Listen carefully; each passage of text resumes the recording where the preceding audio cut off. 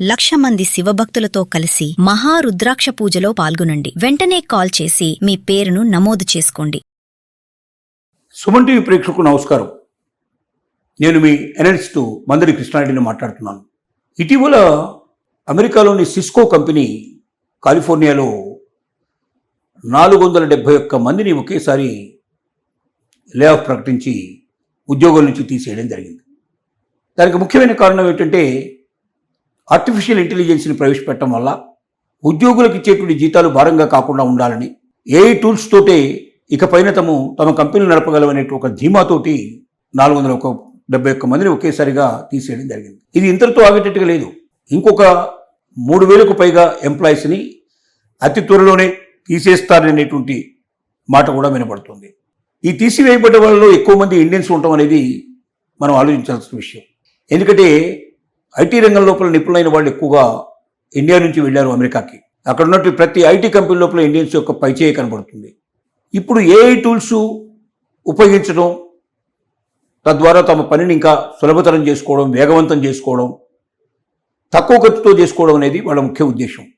అయితే తక్కువ ఖర్చుతో అవుతుందా లేదా అనేది అదొక పెద్ద పజిల్. ఎందుకంటే చాలా కంపెనీలు గుర్తించింది ఏమిటంటే ఏఐ టూల్స్ ఉపయోగించడం వల్ల ఖర్చు బాగా ఎక్కువ పెరుగుతుంది, అది దానికి చేయాల్సిన ఇన్వెస్ట్మెంట్ చాలా అధికంగా ఉంటుంది, మ్యాన్ పవర్ను ఉపయోగించడం కన్నా ఏఐ అనేది కాస్ట్లీ అనేటువంటి నిర్ణయానికి చాలా కంపెనీలు వచ్చాయి. కానీ ఇంకా కొన్ని కంపెనీలు ఇంకా అదే ధ్యాసలో ఉండి, అదే ఆలోచనలో ఉండి ముందుగా ఎంప్లాయీస్ను తీసేయడం అనేది ప్రారంభమైంది. కొన్ని కంపెనీలు తీసేసినటువంటి ఎంప్లాయీస్ను కూడా మళ్ళీ తీసుకోవడం అనేది కామన్గా జరుగుతున్నటువంటి విషయం. ఒక అమెరికాలోనే కాదు, ప్రపంచ దేశాల్లో జరుగుతుంది. అంటే తొందరపడి ఏఐ టూల్స్ని పెట్టేసుకొని ఎంప్లాయీస్ని తీసేద్దాం, ఎంప్లాయీస్ మనకు బర్డెన్ అవుతారేమో, ఈ ఎంప్లాయీ చేసే పనంతా కూడా ఏఐ చేస్తుంది అనుకుంటున్నారు. కానీ చాలా చోట్ల ఏఐ ఫెయిల్ అవుతుంది. ఈ ఫెయిల్యూర్స్ వల్ల ఖచ్చితంగా మ్యాన్ పవర్ ఉంటేనే తప్ప ఏఐ టూల్స్ను ఉపయోగించినా కూడా మ్యాన్ పవర్ ఉండాలి కంపల్సరీగా.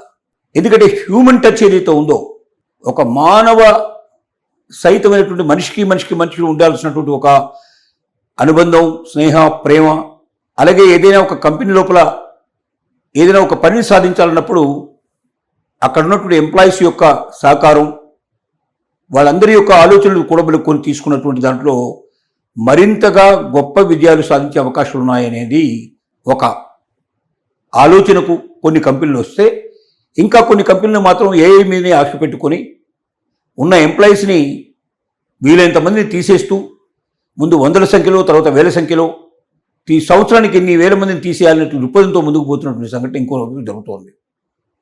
ఈ రెండు సంఘర్షణల మధ్య అమెరికా లోపల ఇవాళ ఈ లే ఆఫ్స్ లోపల ఎక్కువ నలిగిపోతుంది ఇండియన్స్. ఎందుకంటే ఎక్కువ భాగం అమెరికా లోపల ఐటీ రంగంలో పనిచేస్తున్న వాళ్ళలో మనది పైచేయి.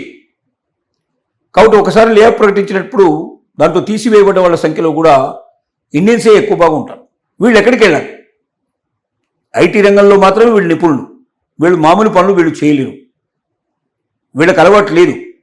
ఏదో మామూలుగా వెళ్ళి అకౌంట్స్లోనో లేకపోతే మరొక మార్కెటింగ్లోనో ఇంకో దాంట్లో ప్రవేశించగలిగే శక్తి వాళ్ళకు లేదు. వాళ్ళు చదివింది ఐటీ, అలాగే వాళ్ళు చేసింది ఐటీ పని, ఇప్పటిదాకా వాళ్ళకి వచ్చింది అదే. ఒకేసారి సిస్కో నుంచి 471 మెంబర్స్ని తీసేసినా, మరి కొన్ని వేల మందిని తీసేయబోతున్నా అని చెప్పినా, ఇది అక్కడున్న భారతీయుల్ని భయానకమైన పరిస్థితిని క్రియేట్ చేయడానికి మాత్రమే జరుగుతున్న పని. ఇలా భారతీయులు ఈ ఒక్క కంపెనీని కాదు, ఆల్మోస్ట్ ఆల్ పేరు మోసిన కంపెనీలు అన్నింటిలో ఉండే వాటిని తీసేయడానికి ప్రయత్నం జరిగింది. ఈ మధ్యనే ఫోర్డ్ కంపెనీ ఇలాగ ముందు ఎంప్లాయీస్ని తీసేసి ఏఐ టూల్స్ను ఉపయోగించి అట్టర్గా ఫ్లాప్ అయిపోయి తిరిగి ఎంప్లాయీస్ అందరిని తీసుకున్న సంఘటన మనం చూసాం. కానీ అన్ని కంపెనీలు అలా జరగడం లేదు. ఎందుకంటే వాళ్ళు ఉపయోగించే టూల్స్ను బట్టి, వాళ్ళకు జరగాల్సిన పనిని బట్టి వేరువేరుగా ఉంది. అంటే కొన్ని చోట్ల కొన్ని కంపెనీల లోపల ఏఐ టూల్స్ తమ అనుకున్నంత రిజల్ట్ ఇవ్వలేకపోయినాయి, మ్యాన్ పవర్ నుంచి వచ్చినటువంటి జనరేట్ చేసినటువంటి రిజల్ట్స్ అక్కడ రాలేకపోయినాయి. అలాంటి చోట ఏఐ టూల్స్ని పక్కకు పెట్టి లేదా తగ్గించుకొని మ్యాన్ పవర్ని పెంచుకునేందుకు మళ్ళీ ప్రయత్నం జరుగుతుంది. తీసేసిన ఎంప్లాయీస్ని మళ్ళీ తీసుకోవడం ప్రయత్నం జరుగుతుంది. కానీ కొన్ని చోట్ల మాత్రం ఐటీ రంగంలో ఉన్న నిపుణులు తీసేయడమే పనిగా పెట్టుకొని సంవత్సరానికి ఇంతమందిని తప్పనిసరిగా తీసేయాలనేటువంటి నిర్ణయానికి ముందుకెడుతున్నటువంటి సంఘటన కనబడుతుంది.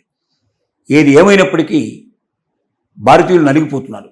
ఎవరైతే యుఎస్ లోపల జాబునే ప్రమాదంగా పెట్టుకొని అమెరికాకు వెళ్ళి ఐటీ కంపెనీలో స్థిరపడిపోయి ఏళ్ల తరబడి అక్కడ ఉండి అక్కడ ఇల్లు కారు లాంటివి కొనుక్కొని అక్కడ స్థిరపడిపోవాలనే నిర్ణయానికి వచ్చినటువంటి అనేక మంది భారతీయులు తమ ఉద్యోగం ఉంటుందా ఊడుతుందా అనేటువంటి ఒక భయానకమైన పరిస్థితిలో కొట్టుమిట్టాడే పరిస్థితులు ఏర్పడ్డాయి. ఈ సిచ్యువేషన్లో ఈ లే ఆఫ్స్ ఇక్కడితో ఆగేటట్టుగా లేవు. ఇవి కొన్ని వేల మందిని ప్రతి సంవత్సరం తొలగించేటువంటి లక్షణాలు కనబడుతున్నాయి. ఇలా తొలగించబడేటువంటి భారతీయులు అమెరికాలో ఉండాలా, అమెరికను దాటి బయటికి రావాలా? ఇంకొకటి పెద్ద ప్రశ్న ఏంటంటే, వాళ్ళు ఏ వీసా మీద అయితే అక్కడ ఉన్నారో ఆ వీసానే అక్కడ రద్దయిపోయినట్టు పరిస్థితి ఏర్పడితే ఆటోమేటిక్గా 2 monthsలో అక్కడి నుంచి వాళ్ళు వెకేట్ చేయాల్సిన పరిస్థితి. H1B వీసాదారులు తమ టైం అయిపోయిన తర్వాత, ఒకసారి తన యొక్క వీసా పీరియడ్ అయిపోయిన తర్వాత, లేక మధ్యలో వాళ్ళకి లే ఆఫ్ ప్రకటించి బయటకు పంపించినట్లయితే వీసా ఆటోమేటిక్గా రద్దయిపోతుంది. ఒకసారి అది రద్దయిపోయిన తర్వాత 2 months లోపల వాళ్ళు అమెరికా వదిలిపెట్టి బయటికి రావాల్సి వస్తుంది. ఇంతకాలం అమెరికా మీద ఆశలు పెట్టుకుని అమెరికాలో స్థిరపడ్డ వ్యక్తులు ఇలా బయటికి రావడం అనేది చాలా ఇబ్బందికరమైన పరిస్థితి ఏర్పడుతోంది. ఇలాంటి ఒక భయానకమైన పరిస్థితుల్లో భారతీయులు బ్రతుకుతున్నారని వాస్తవాలు తెలుసుకోవాల్సిన అవసరం ఉందని మాత్రం చెప్పక తప్పదు.